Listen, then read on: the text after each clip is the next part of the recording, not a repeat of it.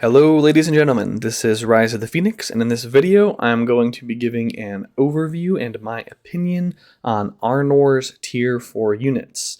This video was requested by one of my viewers. He has a very long name in a language that I do not speak, so unfortunately I cannot properly give him credit for this video request, but let's jump right into it.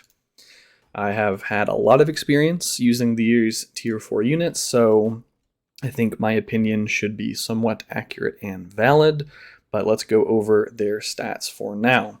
They're the very cool looking, in my opinion, Ranger of the North. You get 50 of them per command point, so half as many as a normal ranged unit, all things considered. They have 2 abilities, one of which is Scouting Tactics when battling on non-structured land, so this should be not keeps, not forts, not fortresses, not other people's cities, basically any tile that you would consider like a field battle, quote unquote, any regular old tile. They do 10% extra damage and they take 10% less damage, which is quite a nice little bonus in my opinion. They also have the Protector of the North ability, which gives them plus 20 defense, so plus 2 defense per level, and the pretty cool / somewhat unique mechanic of absorbing normal attacks that would target allied ranged units. So they work kind of like Swan Knights and Ents in that regard. However, it only applies to your own ranged units. So overall, they do 35 to 38 damage.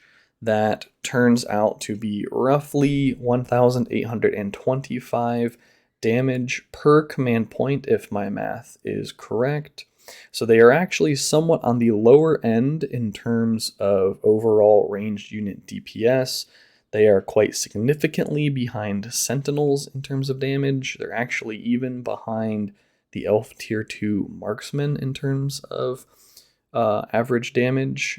They are slightly behind Sharpshooters. Sharpshooters do have super high damage within the first couple of rounds. After that, it drops off. They're only slightly behind Sharpshooters after the initial rounds. However, doing damage is not really what you use these guys for, as you'll see here in a bit. They have 86 HP per little dude. That's 4,300 hit points per command point, which is significantly higher than any other normal ranged unit in the game as far as my math has been done. It's even after you account for the fact that you get half of a Ranger of the North per Sentinel or per Sharpshooter, since you're getting 50 of these guys per 100 of those guys. So really, you need to half this number or double the other number, however you want to do it. Even after accounting for that, they have somewhere around 30% more HP per command point compared to Sentinels, Sharpshooters, and ranged units like that. Additionally, they have a base of 49 defense, but really it's 69. Because you get 20 from Protector of the North. That is significantly higher than other ranged units. The Sharpshooter, for example, has 19. The Sentinel has a whopping 14. So they are definitely significantly tankier than other ranged units, which is perfect because that is their job. Overall, though, I would say these guys are pretty average units. They're certainly not powerhouse units like the Dwarf Tier 4s, like Mordor's Tier 4s, like Fallen. There are definitely a lot of better Tier 4 unique units out there. However, these guys do fill a pretty unique role, and they let Arnor do some things that other factions can't necessarily do as well. So let's look at a few use cases for them. So I'm just going to use Dwalin as an example because my other commanders are out in the field. However, on more defensive commanders, you can actually run triple ranged unit if you want to.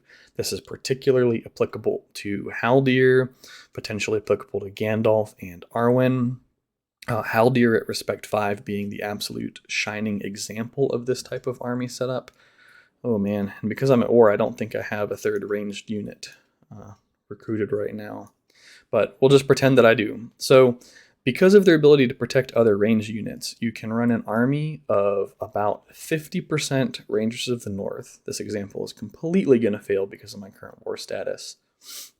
But if you run somewhere between 40 and 50% of your command points as tier 4s, then throw in some Sentinels, because Sentinels are the highest damage tier 3 ranged unit that you can get as Arnor or any good faction. I think the Lothlorien tier 4s are higher DPS, but for otherwise, you want to use Sentinels. Then pick up either Sharpshooters, Master Throwers, or Bow Knights, depending on what you're fighting.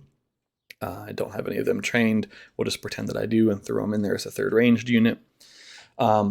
Sharpshooters have quite respectable DPS overall, very high DPS in the first 2 rounds.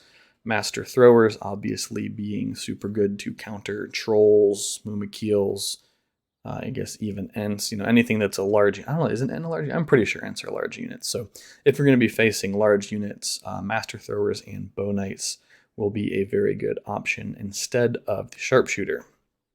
So you can run a triple ranged unit army. Let's at least pull up Haldir's abilities. Mine is not Respect 5, he's only Respect 3. However, at Respect 5, you can pick up Sylvan Elf and Forest Agility.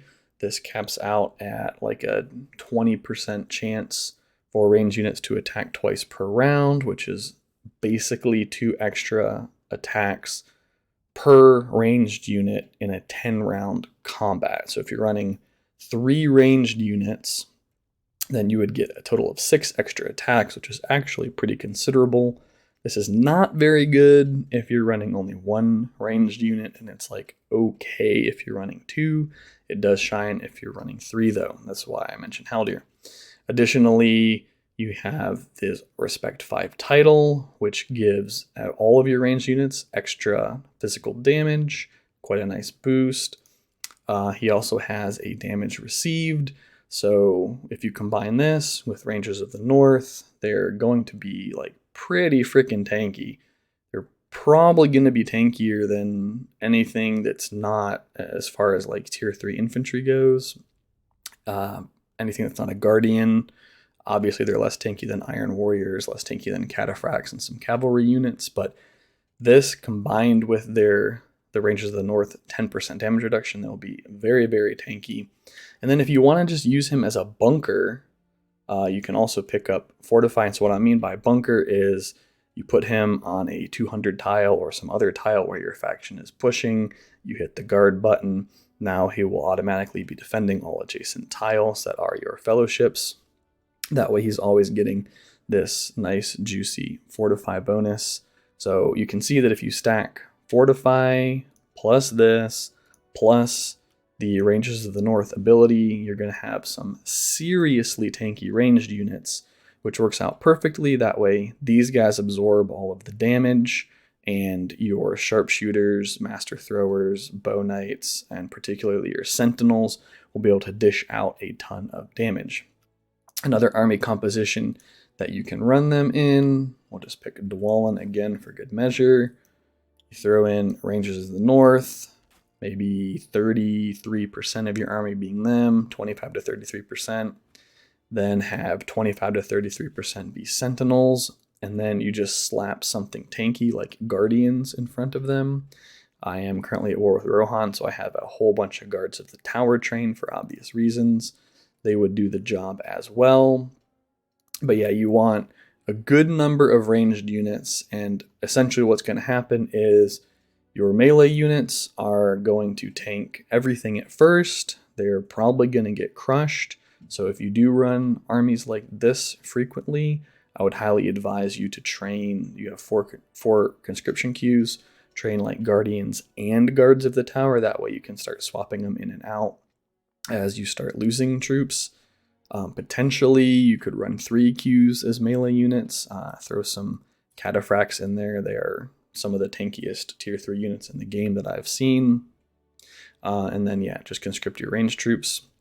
And what'll happen, like I was saying, your melee units are going to get crushed because they're going to take all of the enemy melee damage.